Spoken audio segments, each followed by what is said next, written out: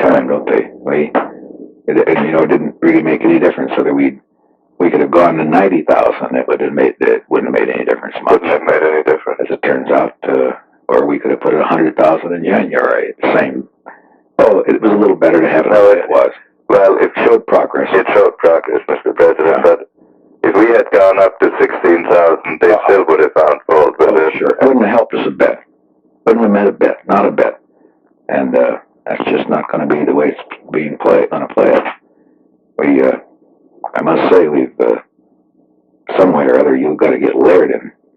Sort of pipe down a little bit, too, about that. Well, I've scheduled a lunch with him next week. I'm going to get layered quieted up. Just say, no, look, Mel, it isn't going to do any good. And just say, might say, look, there is a chance for negotiation here. Now, let's don't spoil it now. Yeah. The only trouble is if he believes it, he'll try to hog it. But yeah. I'll get him quieted down by other methods. I'm just going to tell him he'll get himself into such unbelievable trouble. Yeah. Because I think he's shaken up a bit. Do you? Yeah. Mel is basically not a bad fellow. He should also pipe down on the Cali thing. We got that in the right position. We're not defending Cali, and we're going to let it run its course. And and if he turns out the way we expect to, we'll just handle it that way. But let it drag on a while. I think that's right, and I think the judicial process should now take its normal course there. That's right. And after that, you can decide in the light of all the information that will then have been developed. That's right. Mm-hmm. So, and that public furor had to be quieted down. That's right. Before it got through it was such an amazing sort of public furor. It surprised us all, surprised the press and all the rest. But it was probably a good thing that the country had that little spasm. That's right. It gave them a chance to pop off steam, and then we came on and cooled it off a little, and came on with an announcement. We gained a little initiative, I think, as a result of it, don't you think? Oh, yes. And no matter what they say now, no one can construe that outburst as a dove outburst, even if it took the form, perhaps, of wanting to get out of the war. It was the frustration of the people who are not permitted to win the war. That's right. And that's quite a different thing. Exactly. And I think the liberals really know this. Deep down, the liberals know that. They are shocked by it, because they were sort of hoping that the whole nation would, sort of say, well, now we'll punish these. That's right. What they wanted was a feeling of revulsion against the deed. In fact, the deed itself didn't bother anybody. No, matter of fact, the people said sure he was guilty, but by God, why not? Exactly. Well, anyway, we'll let her ride. Well, Mr. President, I think you've done it again. And well, we have to. Well, now the main thing is to try to hold our horses. See if the congressmen and senators come back from Easter vacation a little quieter. They may be. I think they will be. They might be. We'll see. Okay, Henry. Thank you. Right. Good night, Mr. President.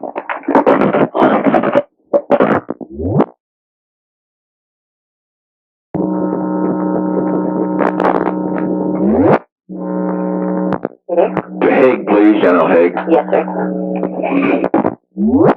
Yeah. I have General Haig, sir.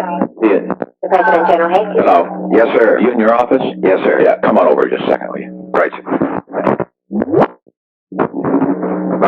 Colson, please. Yes, sir. Hello? Mr. Yes, Colson, sir. Mr. President. Hello, Chuck. Yes, sir, Mr. President. I thought you would have probably enjoyed my little implied crack at Mr. Percy. Oh, I thought it was beautiful, and it had to be done. I mean, I couldn't sit there with all of my friends and urge them to give money to him. That's right. And I didn't criticize him, but without saying, look here, on SST and these other things, this is the reason I have stood for it. What do you think? I debated in doing it, but I thought that these guys deserved that. You did it very well. You could have done it in a way that would have been a problem, but you did it in a beautiful way. You said, I understand there are differences, and that one's passed, and even some men in this room differed.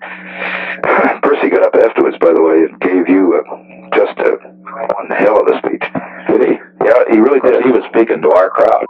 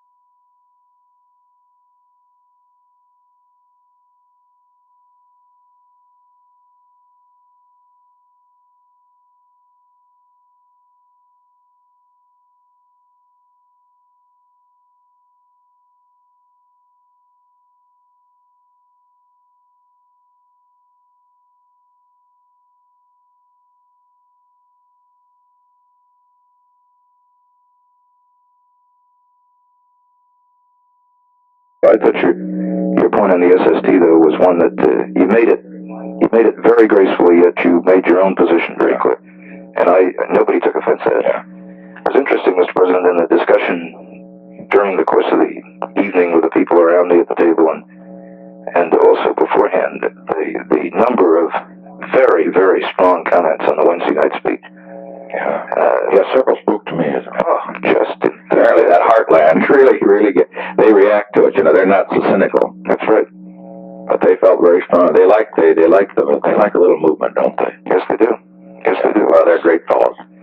It's the old guard. It's the old money guard. Yeah, and that's why too. Another reason why on the SST and a little of that flag waving I gave, I thought was important. That's more important than all this other stuff. You know, they got to feel something about America has a role in the world. Don't you think so? I thought they believe that. They believe that. And your ending about you fellas have the guts for it. Yeah, they like that. Because they don't think the Easterners have. That's exactly right. Okay, thank you. Yes, sir. Zigler, please. Yes, sir. Yeah. Yes, sir. One thing, if you can volunteer or plant at the press conference, is this. There was a story in the Washington Post that McCracken was thinking of going back or something. Of course, I suppose it's on your calendar. I don't know that I met with him this morning. Right. Should be. Yes, sir. You could say that the speculation about the chairman of the council is completely erroneous. Right. Totally without foundation. That Chairman McCracken has and his policies have the complete confidence of the president. Just lay it that way, okay? Yes, sir. Good luck. Right. Dr. Arthur Burns, please. Yes, Mr. President. Oh, did you find Dr. Burns? Arthur Burns. I placed a call for him. Yes, sir. Let me check.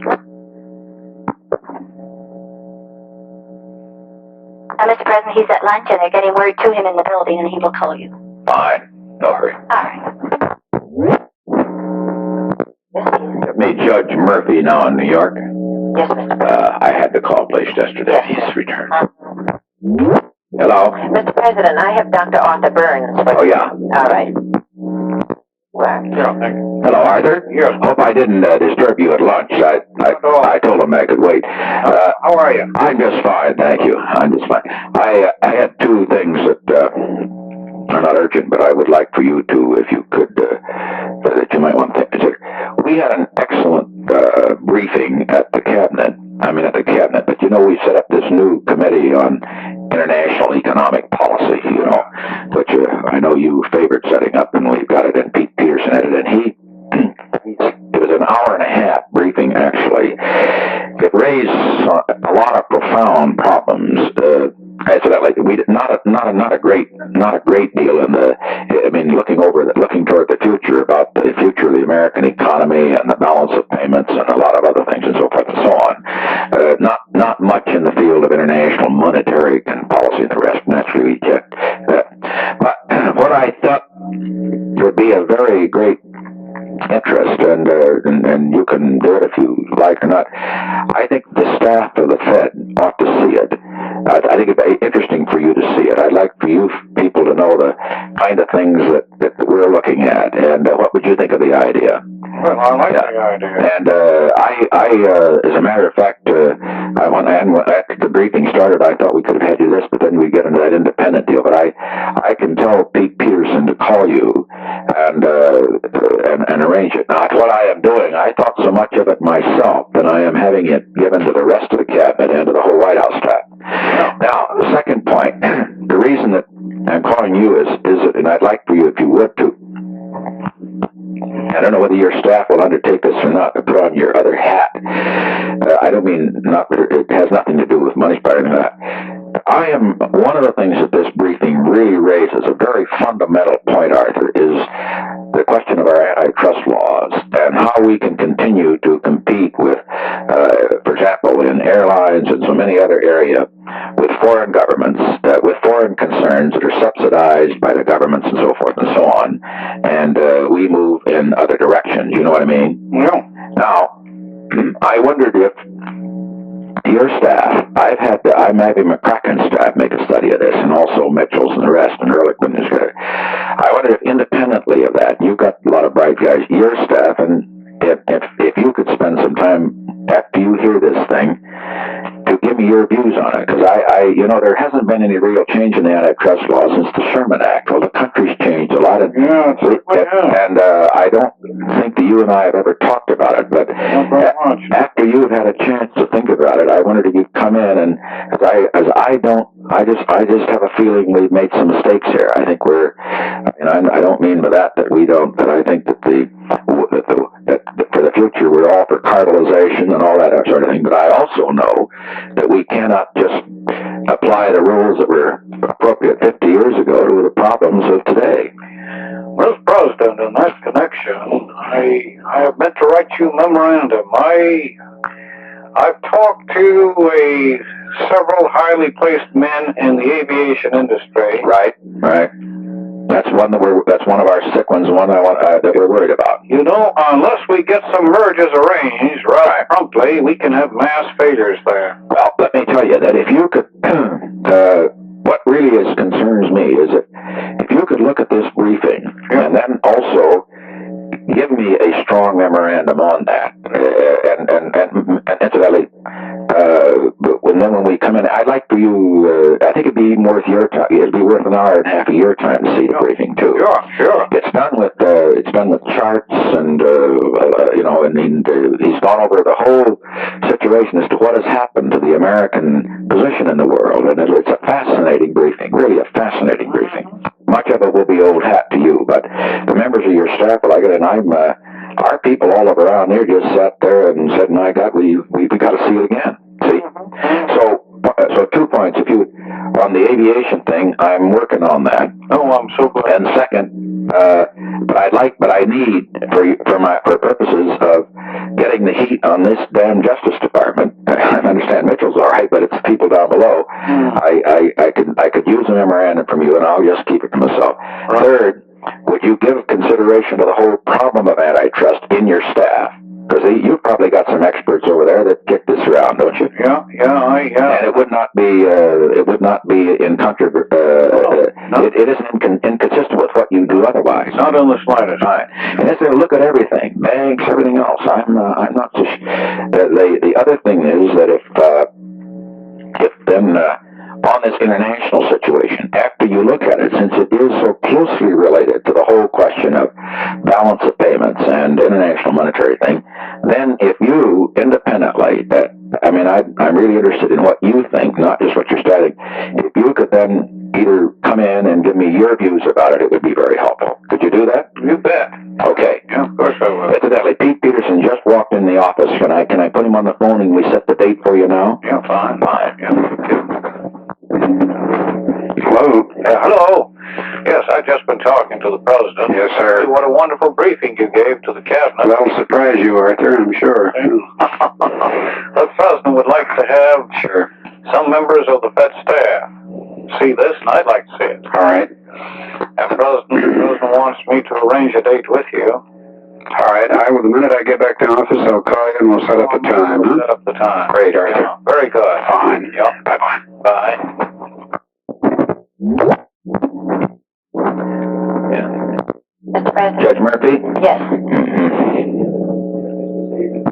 Go ahead, please. Hello, Judge Murphy? Yes, Mr. President. How are you?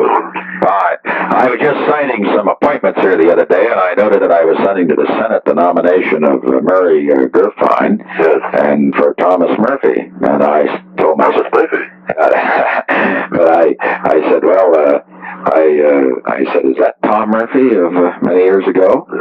And I found that it was. So I just wanted you to know that the country owes you a very great debt for your service to the country. And for your service not only as judge, but for that critical day when you had to take on that tough case. Yes. So I've always been felt about you like Whittaker Chambers did. So it was a tough one. It really was, but You did an awful lot, too. Yeah. Well, it was something that we both had to do, and fine. And I hope you're in good health, are you? And I just enjoyed 3 months sitting in San Diego, Mr. President. Good. Here trying to improve my golf, but no success. Golf? Oh, that's a terrible game. I'll tell you, I'll send you one of the presidential golf balls. Have you got one? That's what you'll get for your retirement. And then you can get by that way you can get a hole-in-one. Oh, good. Right. It has this presidential seal on it. Oh, wonderful. And in the meantime, I just want to thank you for the country and wish you the very best. And thank you, Mr. Time ahead. Thank you so much. Okay. Good luck. Bye. All the best to you. Thank you. Bye now, bud. Yes, please. Colson, please. Yes, sir. Hello. Mr. Colson, sir. Oh, Chuck? Yes, sir, Mr. President. Oh, I forgot to ask you, what do you hear from your friend Harris? He started his poll this week, or he was supposed to have. I tried to reach him Friday in Detroit. I thought he was going to pull right after the broadcast. He told me he was going to start Thursday, and then I assume he did, although I wasn't able to reach him on Friday. He probably stretches it out over 3-4 days, I suppose. Normally it takes about 4 days. Normally he would be finished tonight. Oh, I see. Well, then he won't have anything this week then, probably, until next. No, he would, his raw data, Mr. President, he would have in on Thursday of this coming week. Yeah. And as I say, I tried to call him Friday to see if he started, but I wasn't able to reach him. He was doing a TV show out in Detroit. But I will get him in the morning. And I'm sure he started. He's being extremely cooperative. Well, you can be sure he knows what we polled, you know. Well, the ORC thing, I think some of it was put out today, wasn't it? It ran on the wires today, yes, sir. Yeah, that was the one we took just before the broadcast. Right. Right. But I'll see that he has that, and I'm sure Lou started. Lou has risen to the bait, and well, don't assume it. Please see what happens to him. No, but what he told me is he put his men in the field starting Thursday. Yeah. Which normally he'd be through tonight or tomorrow. Yeah. Good. And we'll have some raw data on Thursday. Right. But I'll just so he knows that we are doing the same thing, so he. Oh yes. Yeah. Helps keep him honest a little bit. Yeah. And as I say, he's been helpful. He's given me a lot of his raw data that he never gave out before. Good. Well, and we're ready to cooperate with him too. Sure. He knows that. Right. Well, I'll check with him in the morning. Well, okay. Let you know what. Sure. If he's polling and when we'll get his results. Fine. Okay. Fine. Thank you, sir. Wait a minute, sit down. Please. You get me Tricia, please? Yes, Mr. President.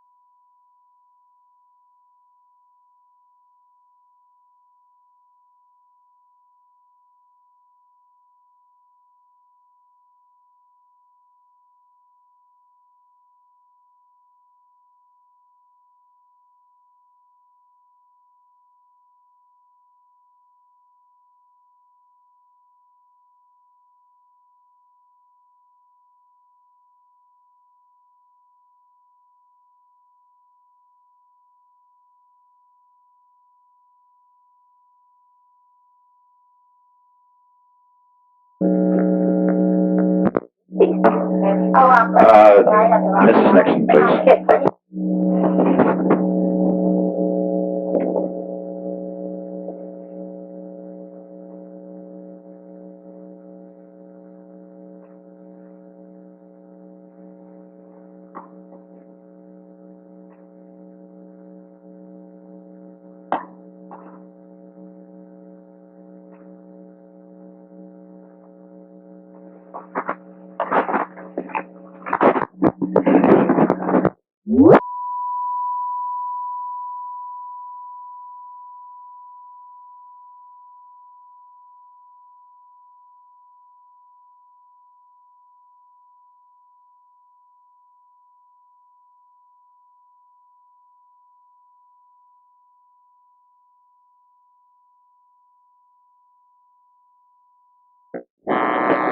Yes, please. Dr. Kissinger, please. Thank you, sir. Hello. Dr. Kissinger, Mr. Yeah, President. Have you finished your meeting or still having it? I still have it, but last another 5 or 10 minutes. Yeah. Are you going out to dinner? No, I was going to stay here. Yeah. You want to come over and we'll give you something to eat here. Oh, that's very nice. Why don't you come over to the Lincoln room just as soon as you can finish? I'll tell him to serve it in about 10 minutes. Can you be here in 10 minutes? 15, or longer. Can I make it 15? 15 minutes is fine. Good. I'll be over in 15 minutes. General Lincoln, please. Thank you. Hello. General Lincoln, Mr. Yes, President. yes, Mr. President. I was going to ask about the Texas disaster thing. Did we get something done on that, or are we going to do something? Yes, sir. I talked to the Secretary of Agriculture this morning about this. Yeah. And he is having a meeting right now, I think, of his people. I had a long meeting yesterday, but principally with his people. Right. And I believe that he should make an agricultural disaster declaration immediately.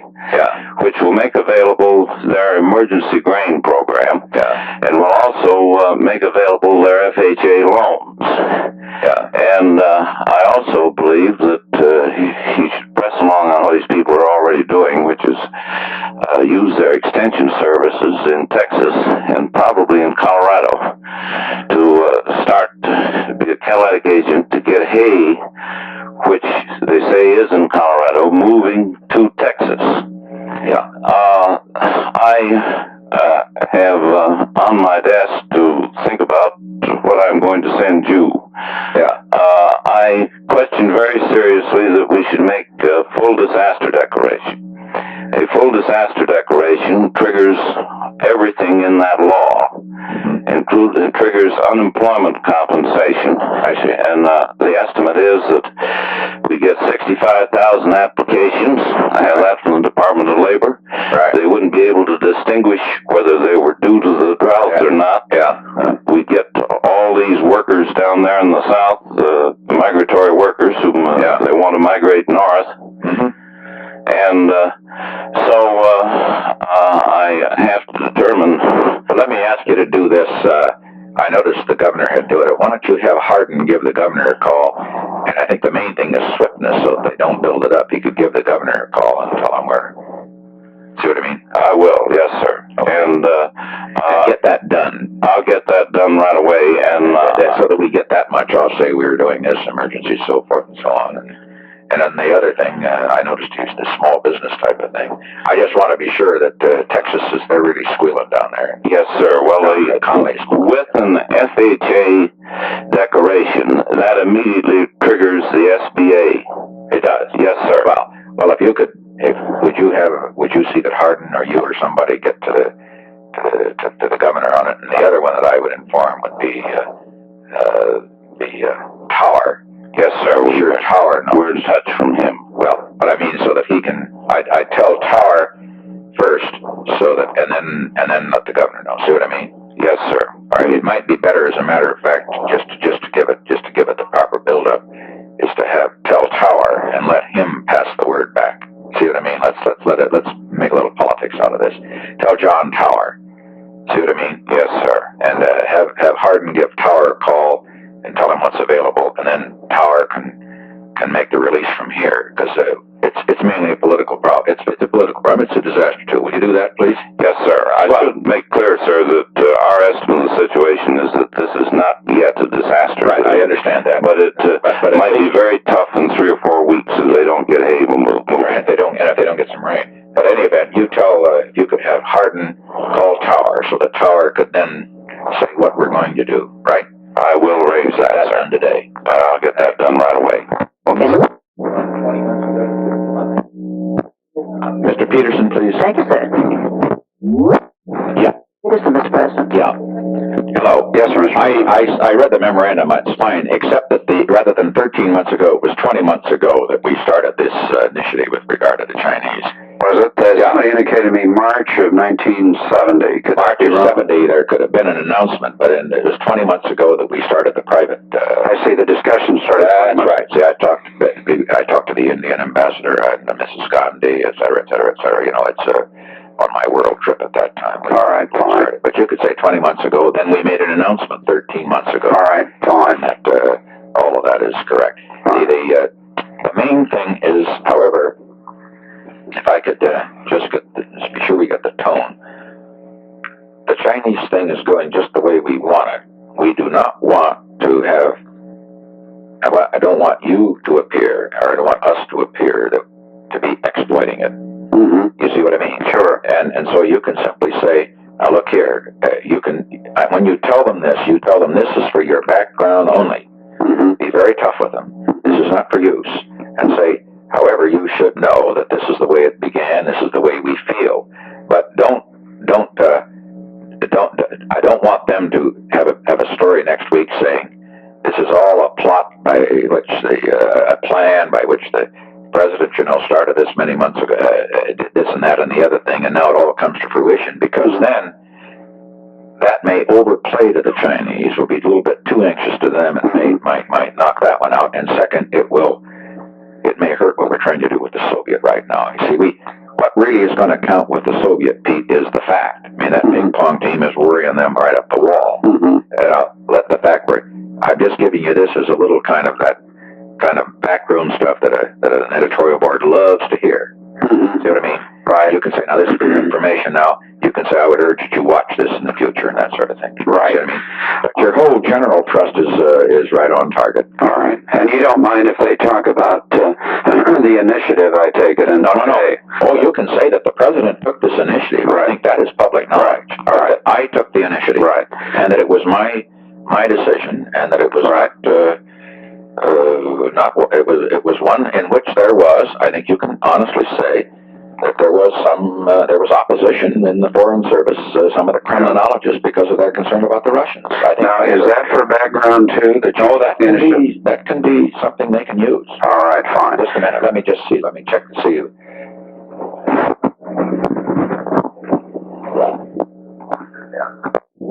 The difficulty with that, I would tell them that on a complete deep background, which means they can't use it for this reason. It'll look like we're just trying to pick a fight with state. Right now we're trying to keep state in it. I think you can simply tell them that, why don't you put it in a more fuzzed up way? Say there was argument. Tell them that everybody's on salvo right now.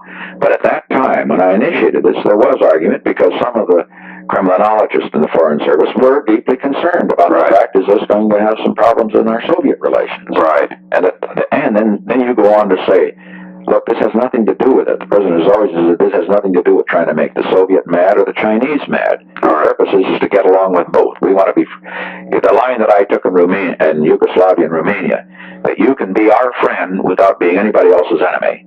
All right. That's the line. Now, the part that you want strictly on background is the precise dates of all this. Do I have you right on that? Precise dates don't worry me. The 13 months ago, and 20 months ago. No, those are... All right.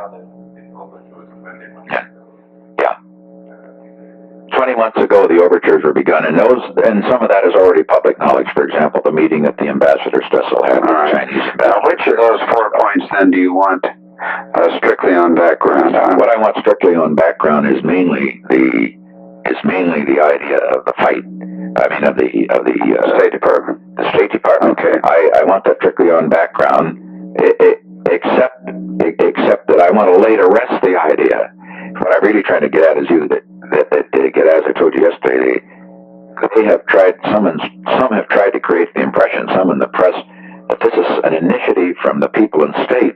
That I have reluctantly gone along. It's just the opposite, see? Okay. So I'm just trying to give you the background so that you'll say, now look, boys, we don't try to pick a fight with anybody. There's always disagreement about things, but this is something has been a presidential initiative from the beginning. Right. I think that's what you can say. All right.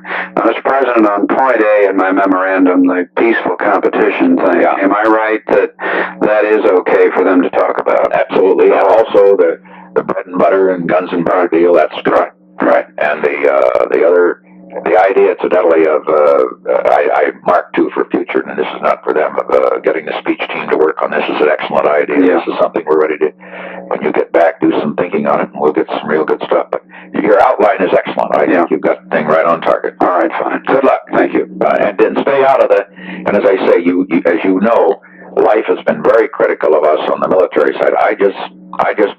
The main thing there is to exude complete confidence. Say, look, we know you disagree with us and that, but this president is ending this war, period. And you can argue about the means, but in the end, that's a moot question. Now let's go on to the other subjects. Right. But don't let them drive you into. Don't say a word about that except confidence that we're doing the right thing. Wonderful. All right, sir. Bye.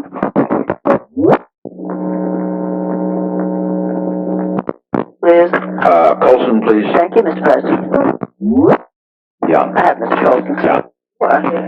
Oh, Yes, sir, Mr. President. I'm meeting with Scally and Kissinger in a couple of minutes. You want to come down? Are you free or what are you doing? Fine, I'll come right over. Wait a minute. Where are you now? I'm in my office, just Meeting with somebody? No, sir, just cleaning up some paperwork. Fine. Okay.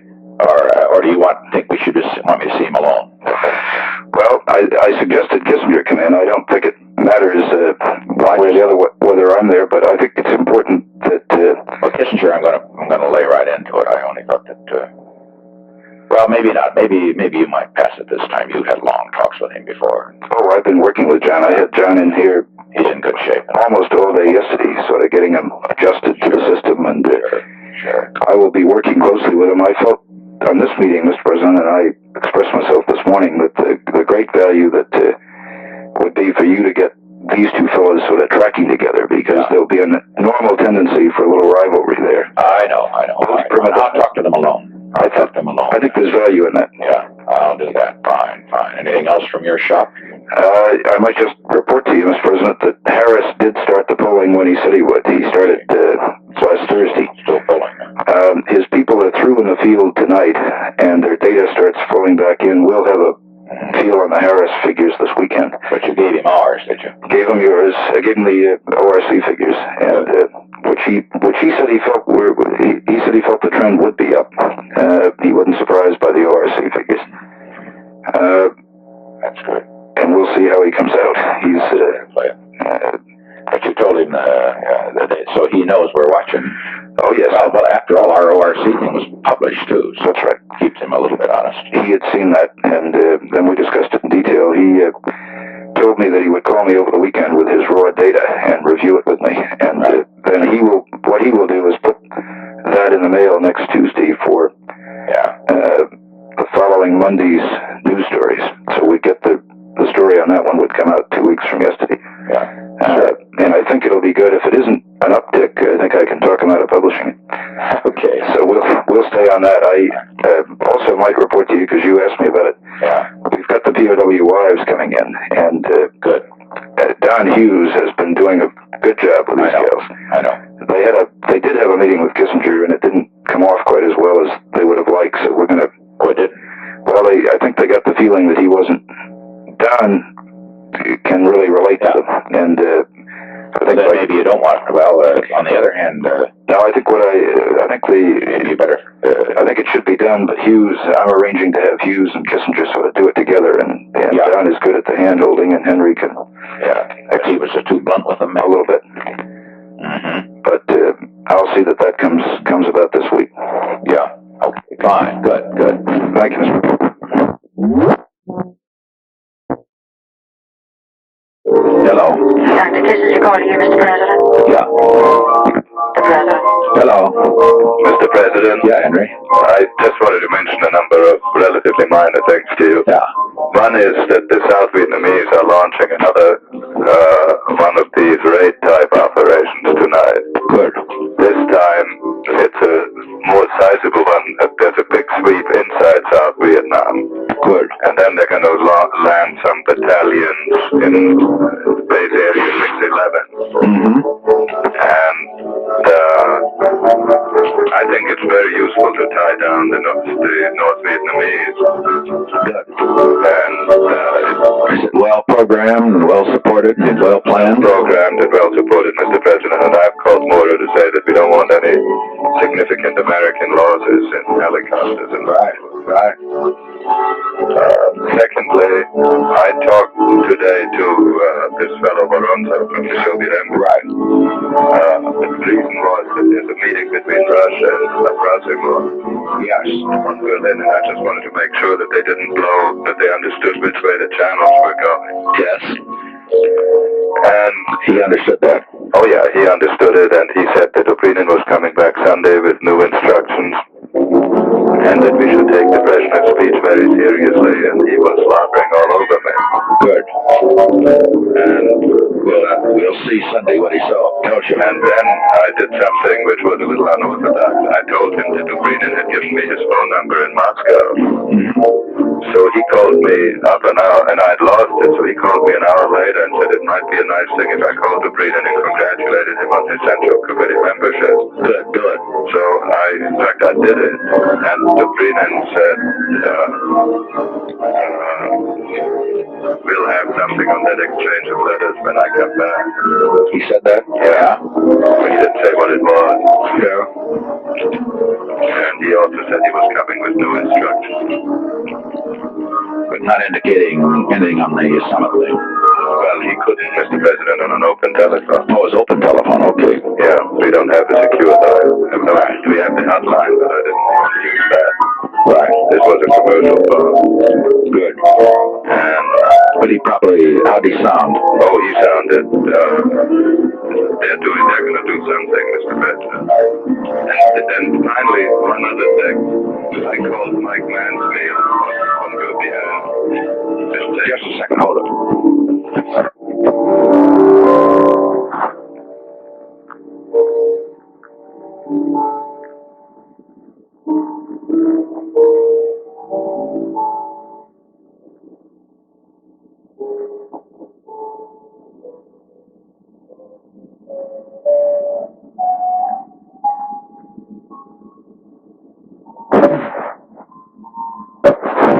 Go ahead. I called Mike Mansfield. Yeah.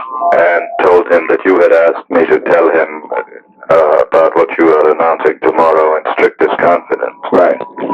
And I thought that he would have appreciated it. He was beside himself, very statesmanlike. Was he? President has his warm support and congratulations. And he said now he sees what you were talking about, and when you were hinting at China policy. Mm-hmm. And of course, he raised again his going there. Mm-hmm. Oh, yeah, we have it in mind. And I thought, Mr. President, that tomorrow morning, if you agreed, that perhaps McGregor might call Ford and Albert. That gives McGregor a little status and gives him something dovish to do. Yeah. And let State notify the Foreign Relations Committee. Well, let McGregor also call Mahon. Mahon is a good man. That's a good thing. And let him hit, because he's the best man on that side. Right. And let's see, on our side, Scott. Scott, he should call. Yeah, he might as well. Maybe Griffin. Yeah, Scott and Griffin, yeah. And let's see, anybody else that, I think that's enough. Let's State inform the others. Well, McGregor might call Aiken. He's on the Foreign Relations Committee. That's all right. He'll probably take. That's right. Let him call Aiken and let State handle the others. Okay. See? Right. Give Aiken a little brush. That's a good idea. Good, Mr. President. I'll get that done. Fine. Okay, Henry. Right. Thank you.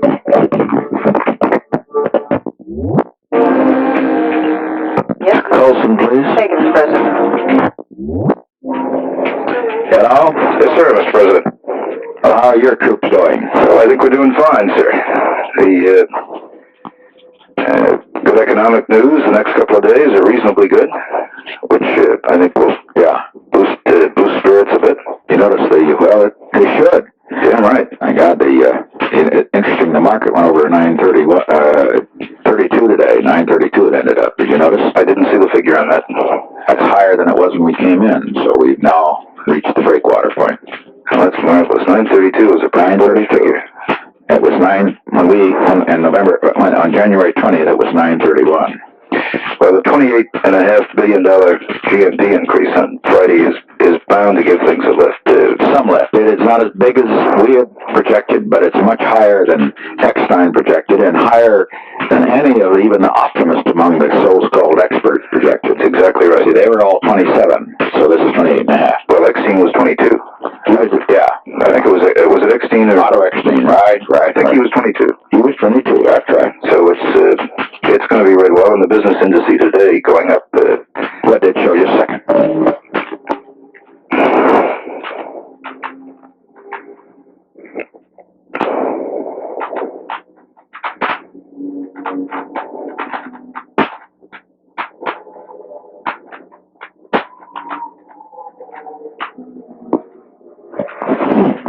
Or had somebody at the door? Oh, that was up to 0.3%. I'm not sure what that means. From 164.9 to 165.2, but it's an increase.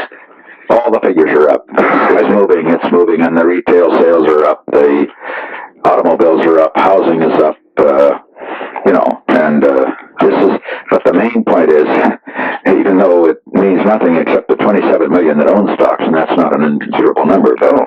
But the fact this market moves, those guys in New York, those bastards do not buy unless they know what the hell's going on. That's right, and they anticipate that's right. ahead, and they're also predicting what's going to happen. As I understand it, Mr. President, there's a lot of small investors coming in now, which is has to be a healthy sign. Well, 19 million shares today. So, but there's a lot of small lot trading, which means that you're getting some public confidence back in, which I think is a damn healthy thing.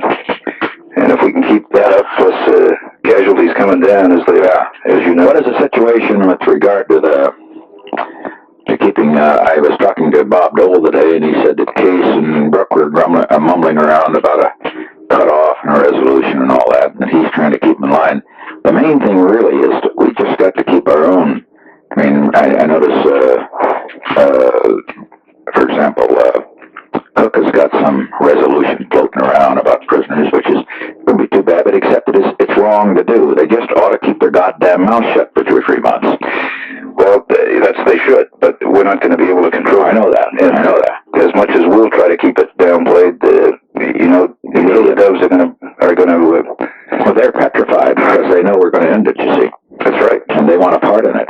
Well, they want to take credit for it if it comes out right, but they want to be positioned so they can be critical if it doesn't. That's right. I'm afraid I talked to Kissinger and Haig today. I'm afraid we're going to need to have an alternative. Well, no, develop just a good defense. I'm not talking about having any alternatives substantively, but just. Well, we may have a couple of minute break. Who knows? Well, if we can just. This China thing must really disturb the doves. So you have sure turned. Bastards really must have a problem with this. Huh? You've sure turned our new man, Mr. Scallion. Oh yeah. My God, he just thinks this is the greatest thing. Of course, let me say that doesn't help us with folks. I think what we've got to realize, well, that helps us with intellectuals. We pulled all this, and people are against communist China, period. They're against communists, period. So this doesn't help us with folks at all. It's just with these intellectual bastards. And well, it may help us with some of the opinion makers that they see for a policy, and it probably will help with the kids. You think so? Yes, sir. Yeah, maybe. No, I think it's kind of an initiative that young people will. You may help a little there. I agree. I see your point. It doesn't help with Middle America. I'm expecting all kinds of. Yeah, they don't understand it. They say, "What the hell are you doing? They're killing our boys, and you're trading with these people." See, exactly right. And if I were a demagogue, I'd go after that. But I doubt if they will. You remember the Canadian wheat deal 4 or 5 years ago? The absolute hell that broke loose all through the country on that. Yeah. I don't think it will break loose on this. No, because of course the main point about this is that this is also worrying the Russians. It's worrying Hanoi. So it's an enormously important move. We had to make it for other reasons, but let's have no illusions it's going to help us with the country. I didn't see it tonight, but I understand Howard K. Smith had an excellent commentary leading in with your foreign affairs article. Pointing out that it was not just an accident. That's right. That it had been a long planned, long thought through process and consistent with your long-term views. As I said, I didn't see it, but I heard it was excellent. But no, I think that. Of course, this will confuse them, and this will keep them a little upbeat. What they're really worried about, Chuck, is that they're afraid that on this war thing, I now really see what it is. They really are afraid we're gonna pull it off, and they have got to be in a position of criticizing or saying, well, we wanted to do it sooner or something, because otherwise the issue's so clear. They got us into the war, and we got us out. See, exactly the issue. Now they're trying hard to stir it up. They'll do their best during this demonstration period to. But I hope they all endorse the demonstration. Oh, they have. Oh, right down the line. Is Humphrey endorsed it? Absolutely. Well, I shouldn't say that too quickly. Muskie. Teddy? I don't know, sir. I did look at the list, and I don't remember Teddy's name on it. Let's be sure that you get after both Teddy and bring me some matches, please. Let's be sure both Teddy and Humphrey are put on the spot. Have telephone calls made to their office. Get them on the record say, now look, Senator Muskie has spoken out. Senator McGovern, what's the matter with you? You know? Now get somebody to go. Now let's get that done tomorrow, right? Yes, sir. We have some pretty good tricks in our bag that we've been working on this week on the demonstrations. You know, the hard hats are going to be here at the same time. I hope they realize how important this is. Well, we kind of thought we'd pass some leaflets around when they're here about join the demonstration and end the war and have some long-haired kids. No, well, the other thing you can do is to attack the hard hats. That's Yeah, see what I mean? Yeah. Why not have something that throws off on them? I mean, the hard hats are not with an ugly picture in pamphlets. The hard hats are not America, and then we are, you know, or something like. You see a little of that? That's the other twist. See, that's a good one. That's excellent. I was thinking of trying to get them to join the demonstration. If they come down and watch that guerrilla theater that this group is putting on next week, God, they'll go in and clean them out. Where is the guerrilla theater going to be in Lafayette Park? They're going to have it one day, I think. I just went through that this afternoon. We're kind of gearing our people up for a few activities of our own. Now, at the present time, Chuck, try to see. I don't know. I don't know it's McGregor and is Ballou still with us? Is he still? Oh, yes, sir. Well, McGregor and Ballou and the rest, they've got to see that our own people don't get off going. You know, Brooks shouldn't be in this. He should stay out of it for a couple of months. You know, he'll have plenty of time to squeal when he wants to. But you know, he's moving at the wrong time, and he's moving against the tide now because the tide is running. He's running our way. We got a lot of things doing. Don't you agree? Yes, sir. I definitely do. And if only that, is there anything you can do to get some of them to? Well, I don't know. I have a meeting early in the week, Mr. President, with some of the more liberal Republicans to talk to them about helping us against McCloskey, and I can raise the same issue with them. Yeah. Clark can do that. Clark's pretty good with that. But be very aggressive with it. Very aggressive to say, look, we've got a plan. It's working. It's going to win. And you're going to look awful bad if you're opposing it. See? Yes, sir. That's the line we should take. Well, I think that we can keep a lot of these fellows in line. Saxby, for example, he's been speaking out pretty well. Yeah. As you also know, our last poll shows 55, so we're doing pretty well there. We're gonna we'll get that out as soon as we find out the top. Gave you the point of it, you know. Well, yes, sir. We're not going to have ORC print that, but put that out because it's only 1 point above what we had before. But it's still significant because it does show that we have some. I mean, for us to be at 55 after all these damn attacks, right? Or say 50 to 55, which is what we're in, is pretty damn effective, don't you think so? Well, it sure is. And I think we've got to get this to these damn senators. I don't know that they don't see. They hear the radical mail. They weigh their mail. How can you get this to them? Can they or can you? I don't know. Well, they get a feel for it, Mr. President. I think when they come back, a lot of them, particularly from the Midwest and the Far West, are going to have a little different view. I think that after they've been out talking to people, because we don't know, but we don't know what they're hearing, though. You see, because they may not have caught it as we had. You see, we're getting a real feel. Well, we're going to mail the poll, at least the part of the poll that relates to your approval of your handling of the war, which has dramatically shifted. Yeah. We're going to get that up to all the senators and congressmen, so they'll have it in their offices when they come in on Monday. Yeah. And get to the senators tomorrow because you see they're there now. You can't break the release date. That's right. But we'll have it to them this dry weekend. We'll get it. Right. Good. And but just tell them there's a hell of a lot more going on than they realize, and don't get out there and get the limbs sawed off. I don't know what's the matter with these people. Now, Brooke, for example, maybe you could talk to him and say, now, Ed, for God's sakes, why don't you give us a month? Tell him 30 days. Why not? He might listen to that. If I could tell him that, and he thought that tell him 30 days, and then we'll tell him. All right? I won't ask him for any more than that, but say, now, if you give us 30 days, maybe we've got something to tell you about. But there's some things going on that we can't tell you about. And it isn't no secret. There's nothing yet, but we just got to hear from a few people. See? On everything. Everything is breaking now. The China thing, who the hell thought this was going to break? That's right. We knew. Right? That's right. Well, I think if I asked Ed Brooke to give us 30 days, he would do it. I don't think there's any doubt.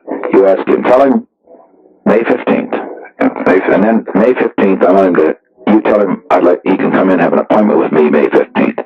And I'll tell him what the hell the score is. And then, but I think between now and then, if he could just say, look, the president is sincerely trying to end this war, he's doing it, and we're not going to fly-spec him. We're not going to pull the rug out from under him. But he should say that. Now, he made a speech today. I don't know what it was. But just say, now, Ed, I just want you to know, the president's all he asks. And you give him that date, May 15th. You have an appointment with the president that day, and he'll tell you, at that time, you can go out and he can scream like a dove. I don't care. Because you know one thing that'll do, Mr. President, in the case of someone like Ed Brooke, whose colleagues respect him, a lot of them do, if he starts getting quiet and says, I can't tell you why, but I'm quiet, that's a very infectious thing. Other people say, well, Jesus, he must know something we don't know. It does have that effect. Well, I'll do that with Ed in the morning. I think I know him. I've known him long enough that I think if I said that to him, it would. Now, don't promise anything. No. Don't say there's anything secret that's going to go on. Don't say anything. Just say, Ed, right? They've just finished the Soviet Party Congress. You notice what happened in China. We can't promise a thing. We're not going to try to mislead you. But take 30 days. The president wants you to just take 30 days with no promises, no commitments, nothing. Nothing may happen. And you come in and talk to him. At that time, he'll tell you what the cold facts are, and you can do what you want. Can't you say that? Yes, sir. Okay, and tell him he can't tell Fulbright, he can't tell Case, he can't tell anybody else. Good. Okay. Yes, sir. I'll do it. Okay, bye. You get me Colson back again, please? Yes, be glad to. Hello. Yes, sir. When you're talking to Brooke, Right. why don't you ask him to get up on the Senate floor tomorrow and praise the president for his initiative on the China thing, if this was and then getting the Howard Smith background. See, Smith has got it all, starting with the article. This is an 18-month plan. This is thinking of the future of the little Kevin Taylors, and the rest. And that this is something where he can really say, we like this initiative. You see what I mean? Tell him to do that. I think he'd be one that would be very likely to. Good. Okay. I'll do it, sir. Thank you. Yes, please. Would you get Julie for me, please? Yes, Mr. President.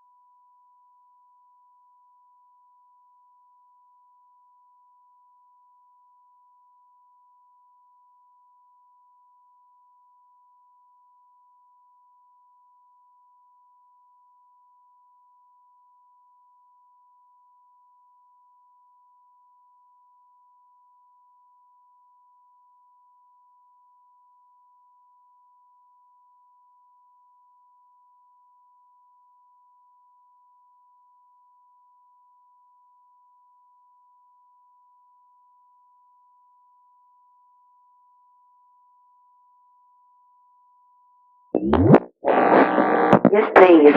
Peter Flanigan, please. Thank you.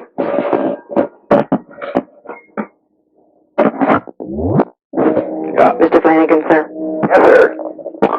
Hope you noted the Dow went to 932 today. Well, I'm just going to have to get out of this business and take your advice every time I hear you make a prediction from now on. Let me just suggest, though, that this is now time for fellows like Reagan and Lasker and a few others. They ought to be calling in to us and saying, well, you know, tell them to be a little positive. How about that? I noted today that when you talked about it to Reagan, you had to drag it out of him. Yeah. Here we are. Well, no, he was all right, but he was coming through a receiving line, so it was all right. But the point is that here they are with the Dow is now up 300 points right from the low. More important, it's 2 points above what it was when we came into office. See, I didn't realize that. January 20th, it was at 930. January 20th of 69, 930. Tumble to that one. Now it's at 932.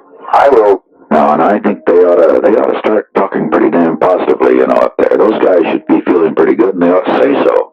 Yes, I agree with that. Would you agree? I agree with that. They ought to be making waves through the rest of the economy because they're the people who talk about the board. Talk about Bunny Lasker. Tell him that he ought to. Maybe a few of those guys ought to write me a letter or something, or you know, you bet. There's something they could do. Okay? Yes, sir. I'll do it. Fine. That's good. I'm sorry I didn't think about that. It's okay. When we came in. That's great. Okay, Pete. Thank you. Bye-bye. Yes, please. Haldeman, please. Yes, Mr. President. Hello. Hello. Well, I just told Pete Flanigan that Dow's at 932, you know. Is it? Yeah, it went up 5 points today on 19 million. And the AP in the Star, I noticed that on moderately active trading, good God, 19 million shares. But so now it's 2 points above what it was when we came in. And I told him, by God, that he ought to get a hold of Reagan and a lot of those clowns up there, and they ought to write a little note or say something, or, you know. Right. Gee whiz, I mean, they're having it pretty good, you know. Yeah, the trading has been what, over 3.5 billion shares. Yeah. Since the low. Oh yeah. So that's interesting. Yeah. Those boys in the Wall Street don't bet on anything unless they think it's moving up too. So it's an indication of their feeling of confidence. I mean, the whole confidence factor people been talking about. But yeah. It's going to be hard for these financial writers and the rest to come around because they all, you know, we're so bearish. Now, that 932 is a sort of a historic landmark. Sort of a nice touch for Bill Casey's. You're right. Taking over the SEC. Right. Okay. Did you, were you able to check any of that thing out that I, you know, on an individual basis that I asked you about today I'm just working on the press conference thing now. What? Oh, you mean on how to approach it? Yeah. No, I haven't. Yeah, well, you can just start a whole siege of it tomorrow. Fine. You can talk to some. And I think it's important to get, have Dole on this. Was he there when Connally made his pitch to the cabinet? Was he at that thing or not? Maybe you ought to get... I don't know. Maybe you ought to get Dole in on this business of the personal thing on the president. Right. That could add a lot to his speeches. I talked to him some after we talked, and we're going to get together and go over... He's very intrigued with that, and he had the idea, but he wanted to talk about some approaches to it. He should talk about courage and sticking to his guns and all that sort of thing, and that this is working and things are going up, and, you know, just talk confident as hell. Yep. That's what we need at the present time. And Dole it's good to see him about every couple of weeks. It's not a bad idea. Just get him in 15, 20 minutes. The point, then he can go out on the basis of that, you know, and really go for that, and sitting in the cabinet meetings and sitting in the leadership meeting. Yeah. Yes, sure, he can do that. And then, of course, he ought to, in the morning, start on a little plan of getting McGregor and the rest, on a program I've talked to Colson. He's going to work on Brook and some of these other people, you know, that are tell them to just hold their fire a little while. little time. Yeah. Because some of these guys, the Chinese thing will worry them, and other things, they may think there's more going on than really is. Yeah. But I think we need some hard. I don't think we've got much in the Senate there yet. You know, whether he's really thought it through, or whether we have thought it through in terms of there should be more than 4 senators. There should be 6 or 7. You know, real good, tough senators that are with us, right? We've got them. I didn't want to get into it with Dole standing there, but we've got the group that they want to bring in. You know, as the Senate group, and that's Goldwater, Bellman, Tower, Baker, Dole, Gurney, Brock, and Taft. Good. And then they also would like to add to that, bring them in Saturday morning. The other solid group, which is Allett, Boggs, Curtis, Hanson, and Miller. Have all of them come? Miller too? Yeah. Even Miller. Miller has voted 90% or better. We want him to all the tough key votes. We wanted to hold firm on this thing, you know. And see, those 5 are all up for election. Right. That's a good one to bring in then. Boggs, Curtis, Hanson, and Miller. Because they're up for election, bring them in. The ones who are up, who have been total loyalists. And then, of course, Tower, who's 100%. All right. And good.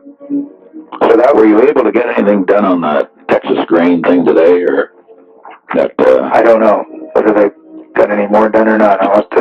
But you're riding that hard. Yeah. So I don't want to be. I want to be sure that Connally's concerned that we just be sure we appear to be activists and not just sort of waiting and demagogue it a little. You know. Yep. That's a good deal, and they'll don't leave it to Lincoln to do the right thing. We want to say the right thing now, huh? Yep. Okay. Fine, Bob. Thank you. Yes, sir. Dr. Kissinger, please. Thank you. Hello. Dr. Kissinger. Mr. President. Hello, Henry. I was wondering how they, if you checked in to see how they played the Chinese thing today? Oh, yeah, it was tremendous. It was the lead item on I didn't see it myself. I was with Bob Griffin, but I talked to Haig. Yeah. But he says it's been a tremendous thing on television. It's been the lead item on every television thing. And rather than Vietnam for a change. It's gone on and on and on. Yeah. And I found it helpful also with these Michigan editors. How'd it go with them? Well, they asked the usual questions about Vietnam, and I just said, look, we know what we're doing, and there are always more things going on, and they were very intrigued with China. They asked the usual questions about Vietnam. Do we think the South Vietnamese can stand on their feet? But they were not hostile. Yeah. They just had heard so much stuff about the Vietnamese not being able to make it, and so on and so forth. Yeah. But this is one thing we're sure that while we're not as confident about the Vietnamese as some may be, we're a hell of a lot more confident that the press has led them to believe. You see? That's right. And these were many of them were small town newsmen, Muskegon and Kalamazoo and Flint and stuff like that. And they were on the whole very eager they weren't asking hostile questions. They were asking informational questions. Right. We spent about a third of the time on Vietnam, a third on China, and then the third was miscellaneous stuff. Now, on the China thing, what we have to realize, Henry, is that in terms of the American public opinion, it is still against communist China, you know. Right.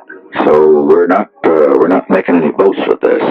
But on the other, the intellectuals will worry. They'll worry about something, and but as we knew from the October 7th thing, it doesn't mean that we get much from them. It'll just worry them. They think that something else is up, and the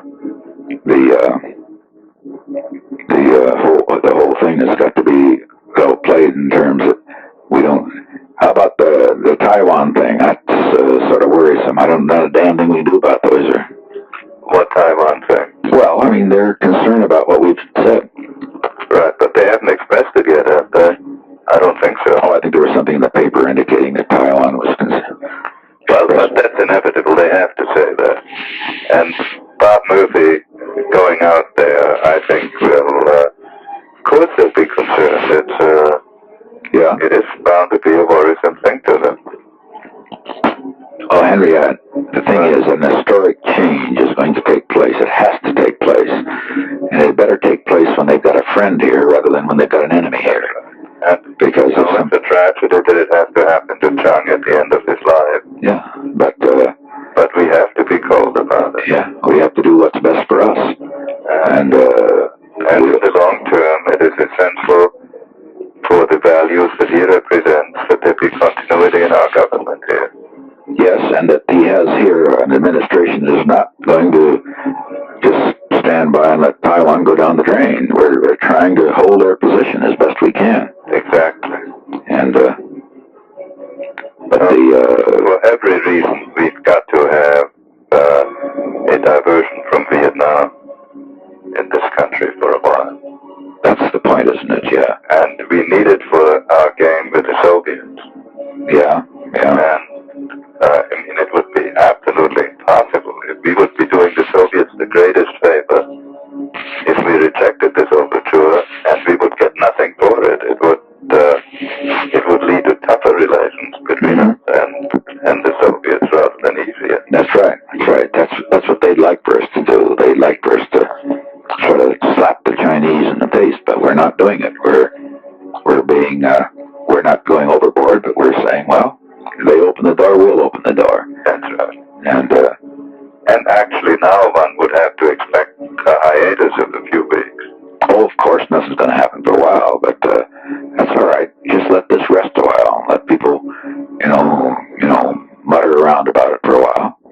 And of course, with some luck, we'll get some nibble on the Soviet front now. Yes, we might. Mm-hmm. Well, it isn't even luck so much. It really logically ought to happen. It ought to happen logically, that's right. If they are all logical, they're damn well better, or they're a lot more rigid than and stupid. I mean, there's nothing new they're going to learn about salt.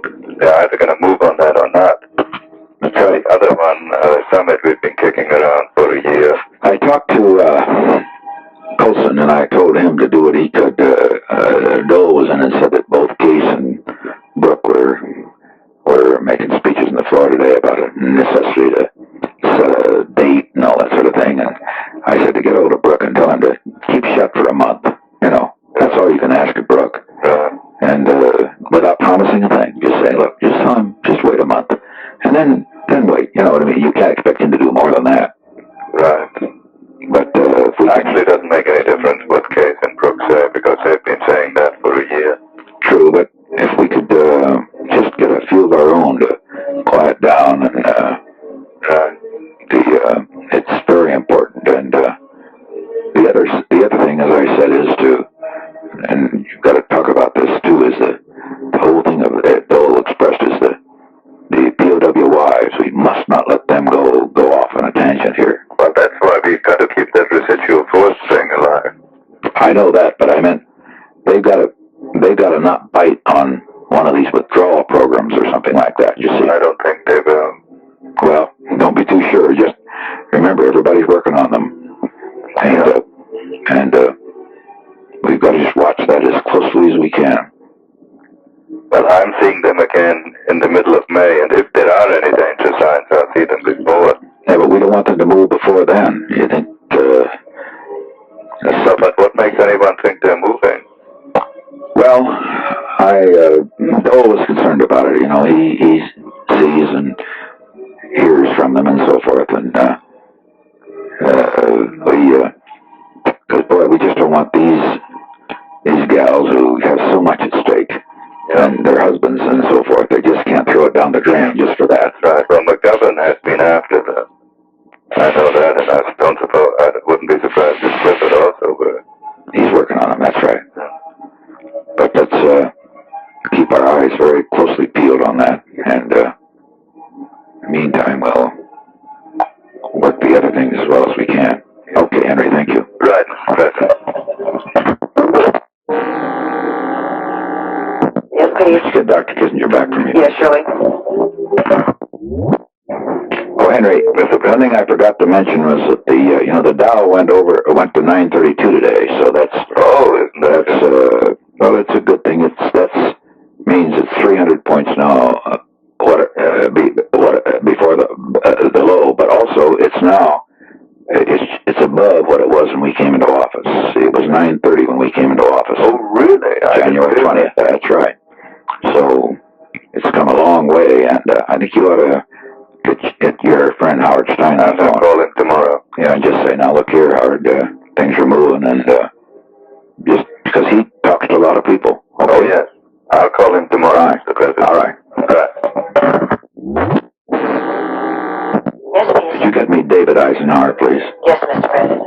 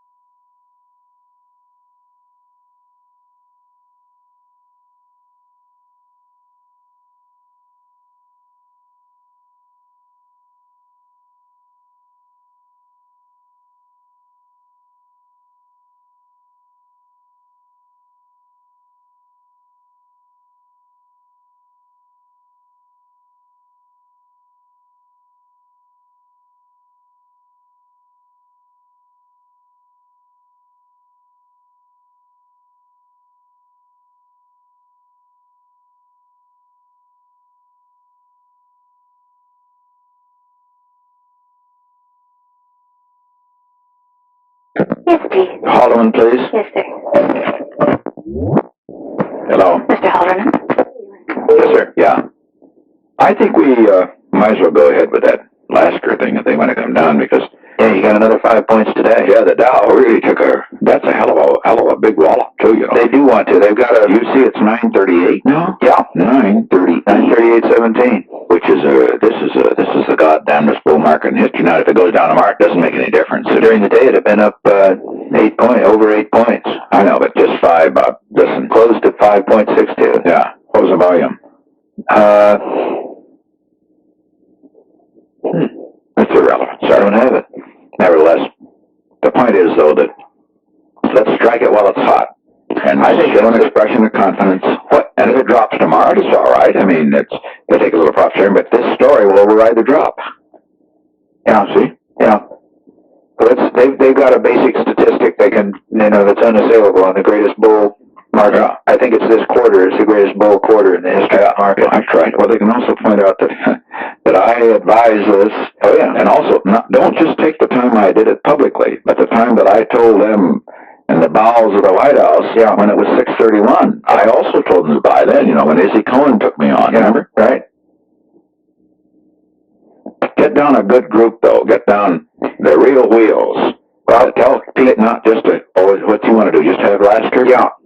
Oh, God, well. They felt they'd get into a... Well, we can... I think you ought to, I mean, I'd get people like Howard Stein, people like, Christ, I'd build the goddamn thing up. Okay. What good does it do us just to give it to Bunny? I mean, Pete is always thinking about, I'm sure, that, well, it may be a nice thing for Bunny. Shit, we don't care what Bunny does. No, he's not. You see what I mean? Let me find out what the reasoning Why was. not? But their thought, what we'd originally talked about was getting, 4 or 5 of them, the big wheels down. And now you just want to do Bunny Lasker alone? That's what they have now, yeah. All right, it's okay. Just have him alone. That's fine. Well, let's see. Maybe you can't get the others, but if a whole group could come back, it might give more of a feeling of, buoyancy than it does with just Bunny coming in, an old friend, a Republican, and going out now as you see what I mean? Yeah. I just think, you could get Gus Levy. He'd love it. Yeah. Just think what it's going to mean to some of theirs. Pete's got to think a little of that sort of thing, Bob. Right. See, what is it going to mean to some of the others? Just Gus Levy. Some of these Reagans that have been, it would mean a hell of a lot. And get Reagan back again. Yeah. Get the big 6 or 8 or 10 or the members of the, not the members of the, you know, not the board, but the board aren't worth a damn. They're dealers, yeah. Just the biggest dealers. Big wheels. And a few of them come down and say, gee, Mr. President, you're really something. You know, the biggest, tell Pete to think more in those terms. A little bit more, rather than just having a sad-ass picture of me and Bunny, you know, shaking hands and getting a bull. Okay. Okay, right. Yes, Pete. Kissinger, please. Yes, sir. George Schultz, please. Yes, sir. Mr. Schultz. Hello? Hello? Mr. President, Mr. Schultz is en route back to his office, and I have Dr. Kissinger on. Yeah. Hello, Henry? Yes, Mr. I just wanted to ask you how you get along with Newsweek. Are you still there? No, he's just left. I got along, You shaking? Oh, yeah. I really gave him hell, and he said, and I believe him, he said when it's in the international section, there's almost nothing that can be done because Christopher is practically a pacifist, foreign affairs. I see. While if it's in the national section, then it's more balanced, and that is true because the week before they covered Laos in the national section. I see. And he said, well, in any event, don't worry about it because I have concluded Vietnam has disappeared from the front pages forever. He said that? I'll be damned. They're, of course, overreacting, aren't they? Yes. You know, isn't it funny? But you see, Henry, you know, we don't realize, I think China, more than Moscow, is a goddamned nerve thing for these people. What do you think? I don't know. Because it's so new. Yeah. And of course, let's face it, in the long run, it's so historic. You know, you stop to think of 800 million people where they're going to be. Jesus, this is a hell of a move. Of course, I don't want to get our hopes up too much, but one of the things that has occurred to me that I did not tell to this fellow is that it is conceivable, indeed it is very possible, that they know Hanoi is going to make a peace move and they don't want to be left out. Mm-hmm. Yeah. Well, that'll take care of itself. Getting back to the Russian thing, I was concerned about the test thing. I don't know how are you concerned that much? Can you call Baron's off again, or I think that would make us look too eager, Mr. President. Well, I don't want them to think though that, you know what I mean. Maybe you should call Dobrynin. No, Mr. President, I've called Dobrynin once. All right. I've had Vorontsov in. All right. I've called Vorontsov this morning. Mm-hmm. And I've had Zigler put out a statement. Right, that's enough, okay. And I think any more would really be overeager. And now at this point, basically TASS is simply, but TASS, that shows that they must be hysterical about this damn thing, huh? That's right. Because they said this removed the mask of U.S. China. Shit, we don't have any relations with the Chinese. Well, they must think we're doing something. Well, they're also using it against the Chinese. Oh, how's that? Well, because one of the things in which the Chinese have been driving them crazy is by claiming they were revolutionary purists while the Russians were opportunists. I see. So this is part of their internal problem. I see. So they're saying that we are the Chinese colluding with the capitalists. That's right. I think this was more directed at them. You know, I would say this. The columnists and the rest, they should have enough to write about for at least 2 weeks. I don't say it's a month, but 2 weeks. And of course, at the end of those 2 weeks, we may have something else to tell them. Yeah. But so Hubbard thought this was going to take Vietnam out of the play for a while, huh? For a year. Really? Yes. He must be quite emotional about it. Oh, God. And I have to say in his defense, he is more intelligent than the Time people. He's somewhat decent, yeah. And he's really quite decent. And Memphis is a snake. Yeah, and I said to him, look, if you want to write an interesting story here, don't write it as if Chu and Lai woke up one morning and decided they're going to have good relations. Good God. Write it in terms of a man who's been thinking along this line since 67 and who carefully, deliberately moved in that direction. Sure. And incidentally, I hope you mentioned the fact no Democrat could have done it. Oh, yes, I told him. And the fact that here I have done it because, frankly, the Hawks trust me. And have you made that point to a few? Oh, yes. And I said also, it is a success of your speech and of your general policy. If they thought you were on the verge of collapsing, they couldn't do it. Right. And I said he remembered that during the campaign you had talked along this line too. That's right. Mm-hmm. And, also to Howard K. Smith, after the July broadcast, you recall, that we did with the 4 network commentators in California, afterwards I talked about China a bit. Well, I had clippings, Mr. President, of all the things you've said at news conferences and so forth since you've come in here. And also of what you said at toast to Kochesko and Tito. Right. And I sort of said, you can assume that he probably said more privately than he said at the toast. Right. And, which is putting it mildly. Right. And, no, he is. Do you think he wants us to lose? No, Hufford wants us to win. Really? Yeah. But he's changed then. He didn't want us to win at the beginning. Maybe he's one convert then. Why does he want us to win? Because he was really against us a year ago. Yeah, but I think he's really developed a lot of respect for us. Do you really? Absolutely. I don't say this about Fentress. No, Fentress is a snake, and I know he's always been a snake. But I'd say it about him. Very interesting. And why does he want us to win? Well, I think he likes the fact that you've stuck to your guns, and he's developed a grudging respect. You're an acquired taste for him. But that's my impression of him. He's been very positive, and he sees the danger of the right wing. Yeah, I hinted at I said, look, if Vietnam ever breaks, and I'm not saying it will break as suddenly as this one did. And so don't put yourself in a position. Do you really believe that? I happen to believe that, Mr. President, yes. I will what makes you think that Vietnam would break suddenly? I just don't see this. Because this is the Asian way of negotiating. We negotiate after there's an agreement that we should move, and then we gradually compromise along the way. The Vietnamese act that the major negotiation is before the negotiation starts. That is, they want to be sure they've squeezed the maximum out of the situation that they can unilaterally. Mm-hmm. Once they're sure of that, then they will move to their new position. Mm-hmm. But they don't see any sense in approaching their position in stages. I see. If I had to predict, Mr. President, I would think there is a better than even chance now that in the next 3 months something will break. In Paris. Even in Paris, huh? Yeah.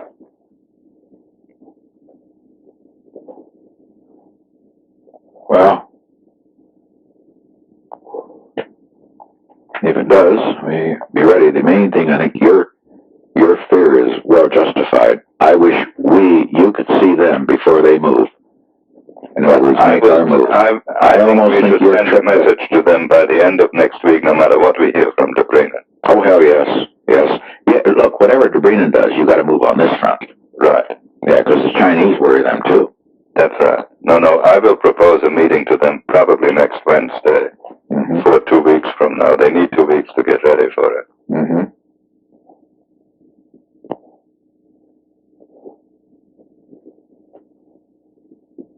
Well, say one thing, we really got the liberals worried. Well, Mr. President, if you weren't stuck to your guns, you wouldn't be worth dealing with. Yeah, it's a funny thing. None of them admit it. But the April 7th speech was the key to this whole thing, wasn't it? Or was it? President, I think the April 7th... If you had given a deadline, if you had acted like the man on the verge of bugging out of Vietnam, you would literally not have been worth dealing with for them. But on April 7th, they watched that speech, I'm sure.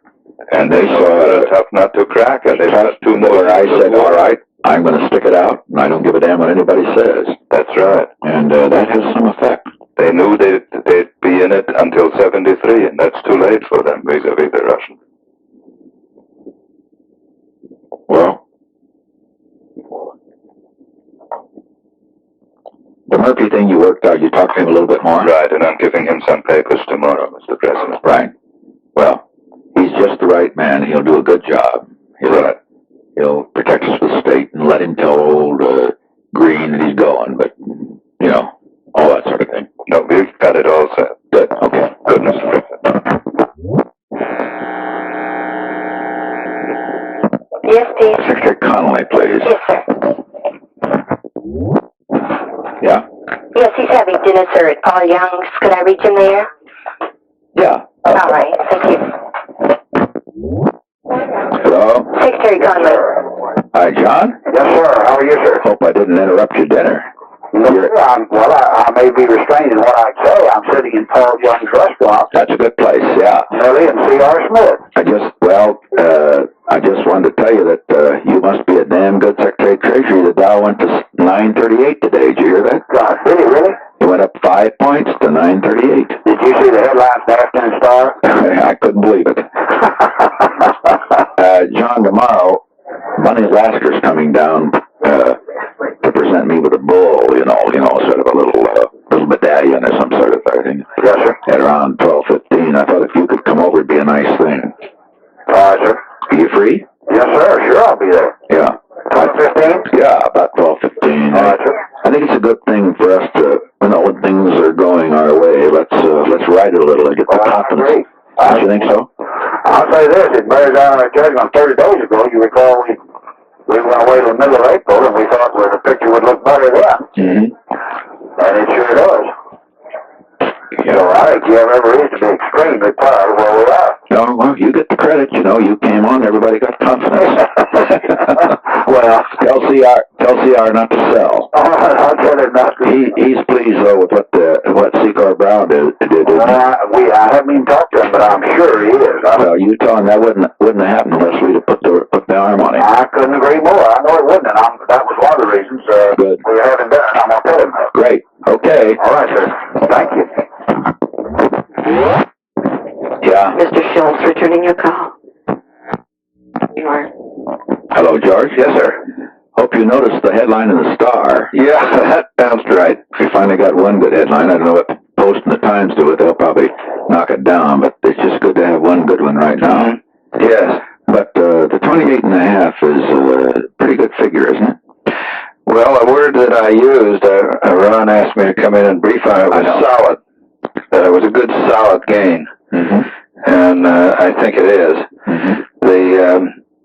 To make it really strong, I think you need to combine it with the March retail sales that we talked about the other day. Right. I'm going to hit that with the editors tomorrow night. Because actually, when you break that GNP down, the auto increase accounts for a very heavy proportion of the real increase. And so they'll say that's because of the strike. Right. And the answer to that is that retail sales, as we came toward the last month of the quarter, were strong, and that retail sales figure goes across the board. It isn't just autos. Mm-hmm. So while autos are strong, and you'd expect them to be, and that's fine, it's broader than that. So we tried to bring that out. And of course, the stock thing went up again today. 9:38 way above the date of your inaugural. Yeah. Or not way above, but 8 or 9 points above anyway. Yeah. It's up. The main thing is above. Well, we ride the good news when we got it. Sure. Right. I'm a believer in that, and sure. And put it out in a way that we don't try to overstate it. And No.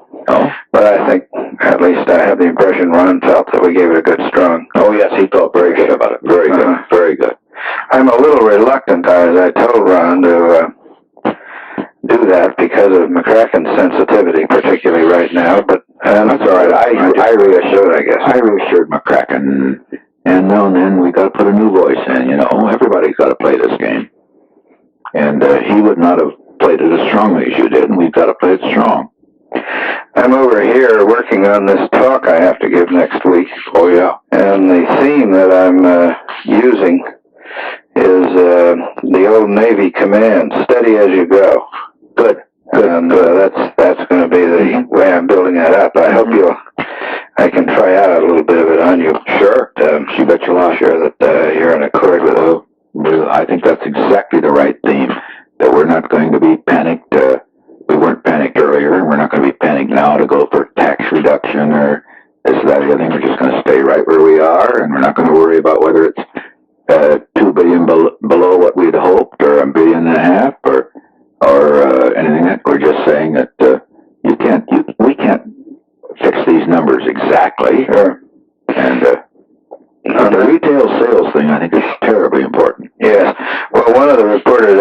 question. They said, well, how does the president interpret the consumer attitudes and their reluctance to spend? And I said, well, the president focuses and has been very much impressed with the actual performance of the consumers in March. Yeah. And the strong retail sales figure. And also, you would have to say that consumers also are reflected in the stock market, aren't they? And in the stock market. That's consumers. Sure. Yeah. Although I think really the stock market kind of reacts the other way. When it's going well, people tend to go ahead and spend the money like they've got it. Yeah, I see your point. Okay, well, it got a good bounce anyway. Yes, sir. Will you have some time tomorrow, or are you going to be preoccupied? And I'll be pretty, but Saturday I'll have some time. All right. Saturday would be a better time. Very good. I just like about 10 minutes. We'll check out this fellow Ken Dam with you and tell you about him. Well, let's talk about it Saturday morning. All right. Good. I have plenty of time then. Yeah. Okay. Well? Mr. President? Yeah, no, it's me, Manolo. Oh, listen, I have Dr. Kissinger for him now. Oh, it's Dr. Kissinger, sir. Just a minute. Mm-hmm, thank you.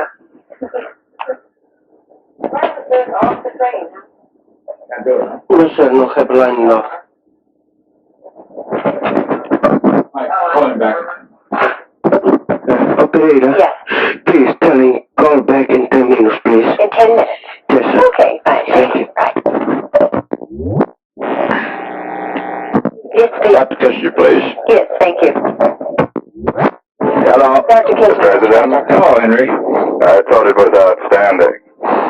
And I was at dinner in fact, I still am there at K. Graham's, but I'm where I can talk.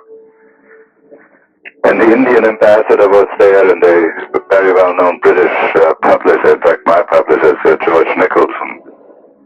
And What paper is that? I beg your pardon?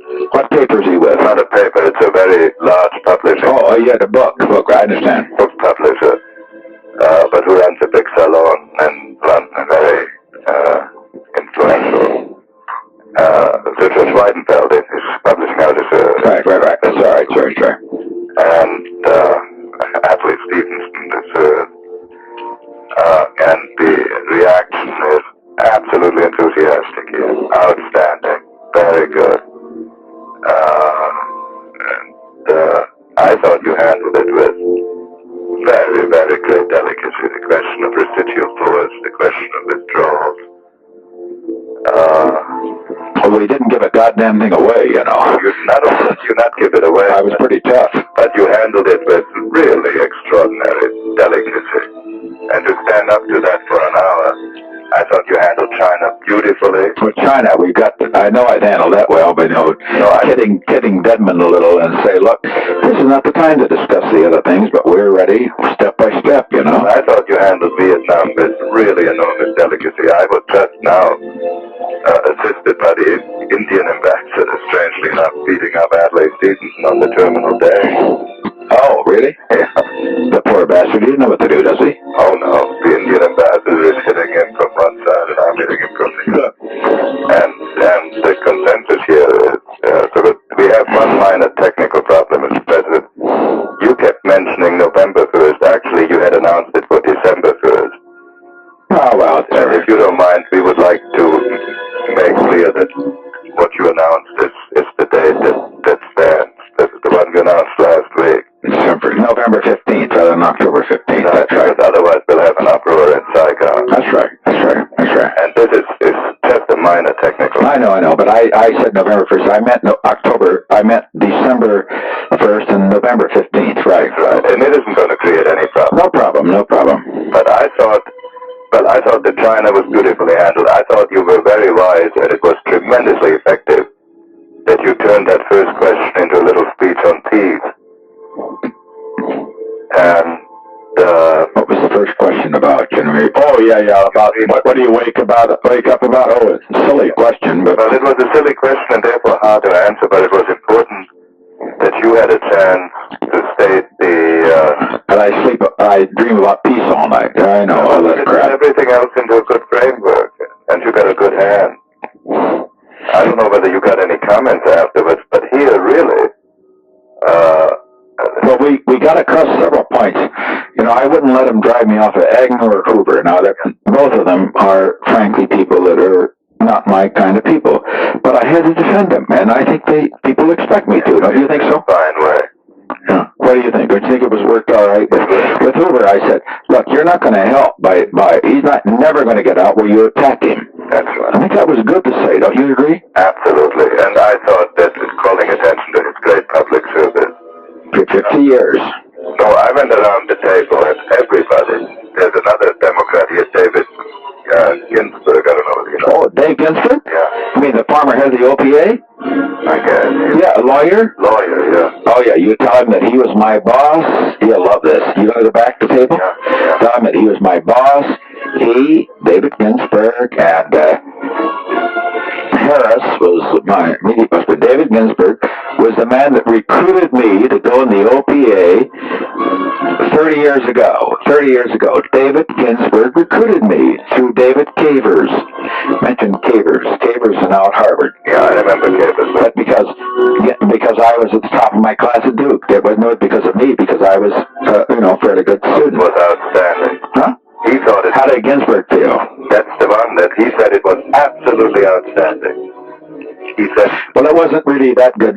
The point is, the questions weren't all that good, and they were a little stupid, some of them. President, you had a tough road to hoe there.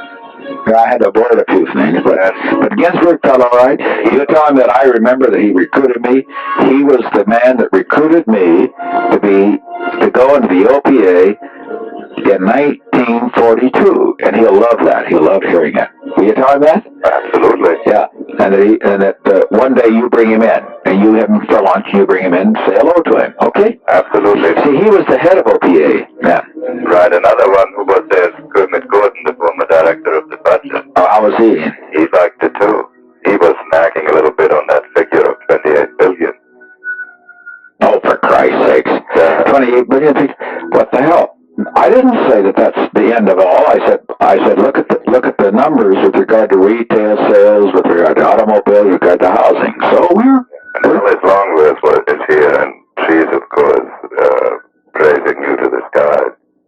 But the reaction was really very, very interesting, very favorable, and I must say I was tremendously impressed by the delicacy with which you handled the foreign policy questions, because this was a tough moment. Well, the main thing was not to give anything. I don't think we gave a goddamn thing away. We didn't give anything away on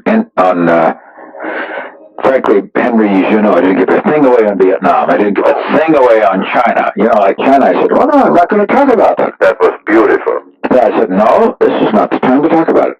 That was beautifully done. So, okay. But you see, with the way the China thing now sits, is that we haven't said a thing. And also, the way they haven't raised any expectations. Yeah. All of the expectations have been raised by the... Where I said, in effect, as far as we're concerned, we're ready to trade, we're ready to exchange. But as far as recognition and all these technical problems, the other problems, we ain't going to talk about them right now. I think that's good. Now, we'll get a hell of a blast from the Washington Post and the New York Times. Why don't we say we're going to recognize Red China?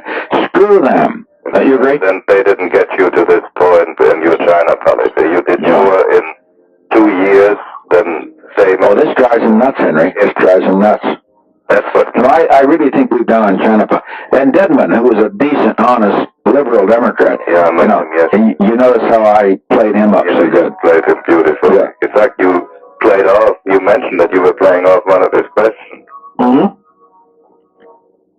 No, I thought it was an outstanding thing. Well, we you never know. The questions always determine it, but we got a few points across. Well, but the questions were not very good. No, they were pretty stupid. Poor Otis was bumbling around. I know, but we did well by him. But you did. When I talked about the young people, I think that was not bad, to talk about the fact that I dreamed of those kids and I wanted them to believe in this country, that was not bad, Henry.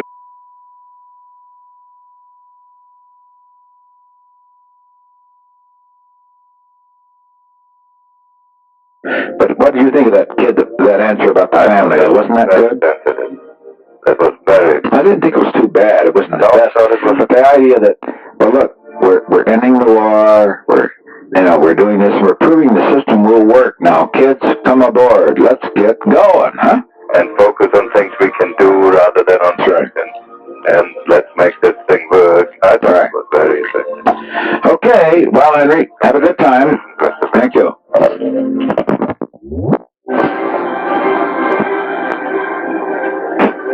Yes, please. Zigler, please. He's out at the Shoreham Hotel. Thank you, sir.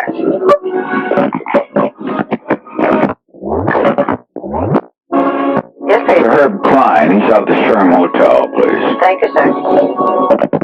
Well. Yes, sir. Ring Julie in her room, please. Thank you, sir.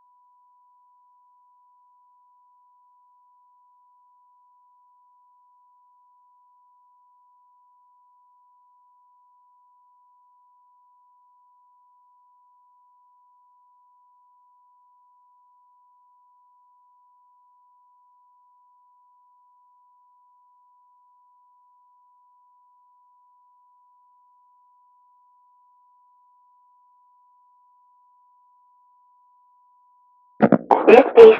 Dr. Kissinger, please. Thank you, sir. Hello. Dr. Kissinger, Mr. President. Henry, I think a very good touch would be for you to get Otis Chandler on the phone and tell him that you thought his questions were very perceptive and sensitive. The president thought that you just chatted with me and about youth and the rest. I'll do that. Give him a little crap right now, you know. I'll do that. He'll love it. Basically, he was all right. He was good, you know. He smiled. And He's really a decent man, really. That's right. I wonder whether, well, I'll get the White House. No, just call the White House and tell him he's at the Shoreham, and for them to get him for you, and tell him you're calling for the president, and they'll get him. Good, I'll do it this minute. Actually, this little performance night wasn't much, but basically, these editors, they had to hear, I mean, I couldn't give them the thing they wanted to hear. Recognize Red China, admit them to the United Nations, UK, give them a deadline with regard to this and that. You know, you notice what I said about residual forces, that we're not going to have I was very subtle about that. I said, not like Korea, but we're going to keep a residual force as long as is necessary to see Vietnam can defend itself. I would just now, after I had finished with you, talk to Adlai Stevenson Jr. Did you? Yeah, and he said, you know, on foreign... I defended him, you know. I beg your pardon? Tonight I defended him. I said it was a terrible thing that they bugged him, you know, during the convention in '68. You won hands down on foreign policy tonight. He did? Yeah. And I didn't ask him what he thought because I didn't want to embarrass him. Yeah. That's good. Well, you call Otis Chandler and say that the president thought his questions were excellent. And you tell him you thought his questions were excellent. You just talk to the president. He thought he really zeroed in on what really people were worried about, which is really true, Henry. They're worried about kids. You know, and what I said about kids, you and I know that they're not worth a damn. But on the other hand, I did say that, look, if we bring peace and if we clean up the environment and the rest, the kids may think maybe the system ain't all that bad, huh? Well, you weren't saying anything, Mr. President, that isn't true. Whatever one thinks of some of the reactions to it, you define the problem.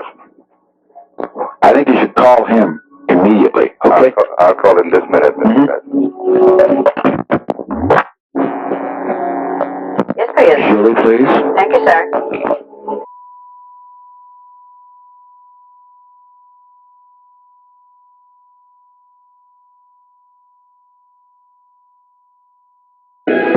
Yes, please. Try to get Mr. Herb Klein, please. Yes, sir.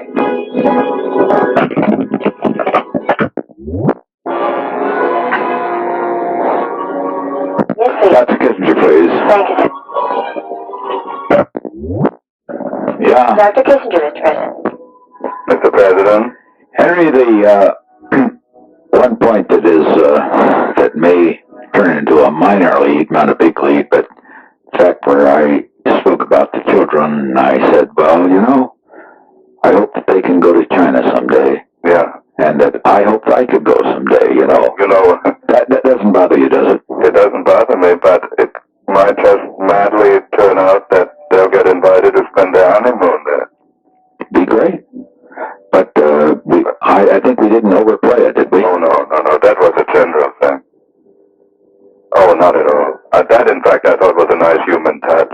Yeah, this is really true, you know, and I spoke to these kids on Easter, and I said, you know, I hope that in your time you'll be able to go to China, and I want our policies to be one that will make it possible, you know. This is really quite moving to the younger generation, isn't it? Oh, yes, well, it's moving to the older generation. I mean, this sense of people eager to go back to China is just unbelievable. Yeah. No, I thought that was very touching, in fact. Well, we shall see, but in handling your press guys, just be sure that you point out that the President was only speaking in terms of hopes and not in terms of... And that I'd heard you say that many times before. That I want to go, and I want my kids to go, and I hope this world will be one where everybody can visit all parts of the world and all that sort of business, you know? Oh, yes. Yeah. Oh, I think we can do that. That is not at all a problem, Mr. President. Mm-hmm. In fact, I thought that was a great plus. Mm-hmm. It gave it a human touch. Yeah, good. Ginsburg thought what you said about the barbaric treatment of the prisoners would be the big headline. Or a big headline. Well, it is barbaric. But I thought that that's exactly what you wanted. And you notice what I said, I said, unless both the prisoners and the ability of South Vietnam to defend itself were attained, that we would continue to maintain a residual force. Well, I thought that was a masterpiece. Because it's true, and it took Laird off the hook too, you see. Well, and all I can tell you is her athlete didn't hear is any indication of Doug's mood. What's his view? We got them on their own. All he wants now is a free election in October. Free election? Oh shit, there's no problem on that. Exactly, I told him. Right. It's got him worried, huh? Oh, yes. He's just making a very half-hearted play. I would sort of tell him, look, Adlai, there's a lot of things going on here that your father was interested in. The president really is interested in the same things. And now look, let's lead toward this direction, you know? Right. Because, you know, really, we make the breakthrough in China. This is the biggest thing that's ever happened in, 20 years, Henry. It's a historic turning point, Mr. President. That's right. They all know it, don't they? Oh, no question. Not a question. Worries them, but we won't get any credit, but who knows? Oh, you'll get credit. On this, you've gotten full credit. The first time. Do you think so? Oh, yes. Mm-hmm. Well, they know it couldn't have come from anyone else. No one else had ever talked of it. Right. As a matter of fact, you and I know that without our leadership, nothing would have happened here. Nobody else, no Dove could have done this. Absolutely. Hubert couldn't have done it. No one could have done it politically, and no one could have done it within the bureaucracy because they didn't want to do it. That's right. That's right. Well, be sure state backs us up on this all the way now. I've got them pretty well under control this way. Right.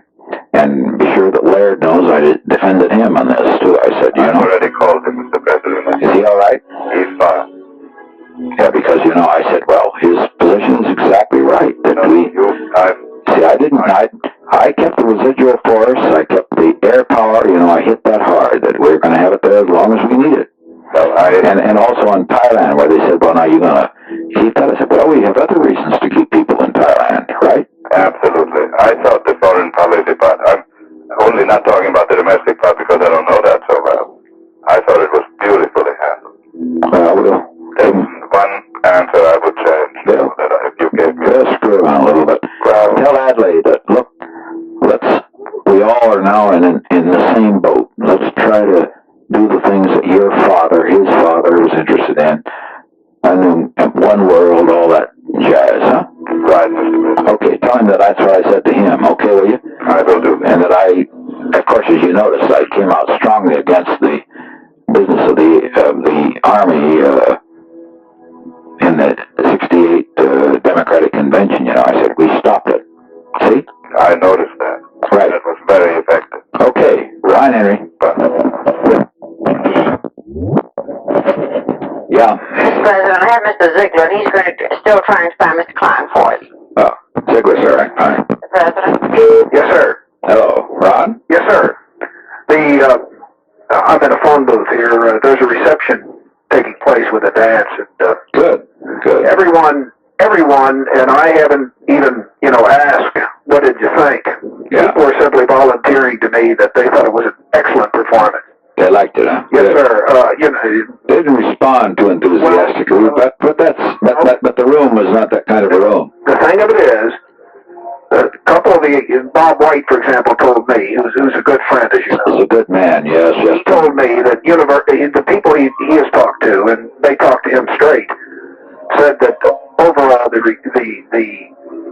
attitude it was a great performance. He said that a number of them said, we didn't know whether we should have clapped or not because we're editors. Yeah, I know. They said that the wives were the ones who were clapping. And he said that many of them began, to clap even though they didn't know whether they should or not at a press conference. The wives were clapping, yeah. But, for example, Cotter from the Syracuse paper. Syracuse, yeah, that's a good paper. He's a good man, and thought it was great. White. Newbold Noyes said there's never been anything like it. Was he pleased? Nibby? Absolutely. He's a nice guy. A couple of people have said it was a virtuoso performance.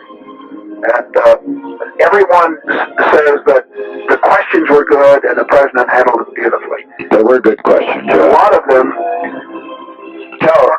I want you to go up to Otis Chandler and tell him he asked great questions. Will you do that? Yes, sir. But a lot of them are talking about the way you handled the Hoover thing. And there's overall support of the way you handled the Hoover. Yeah, well, I said, well, after all, you can't put the old man out, and you kick him in the ass. That's right. But a lot of them are talking about the figures you used. Mm-hmm. The 300 and the 50 and the less than before and so forth. Yeah, and incidentally, they hope they all noticed that 61, 62, 63 when Bobby Kennedy was the Attorney General. They got that. They got that. Yeah. McKnight, the next president. Yeah. Thought it was from Charlotte. Yes. How was he? Excellent. Everyone who I've talked to, and I've talked to a great number here, even Art Buckwall thought it was great. Buckwall, what Buckwall say? He thought it was great. He said, Buckwall said that, it was a great performance. Why don't you get a hold of Bill Buckley and see what he thought? For him, I don't see him here. Let me know if you find him and call me back, will you? Well, Herb's here too. Would you like Yeah, I want to talk to Herb, yeah. He's down there now. Have him call me back, but you get a hold of Buckley, because I think it's interesting, because he's a hardliner, and see what Buckley thought, Okay, I'll try and find him here. Fine. If I don't, I'll talk to you. Dr. Lukash, please. Yes, sir.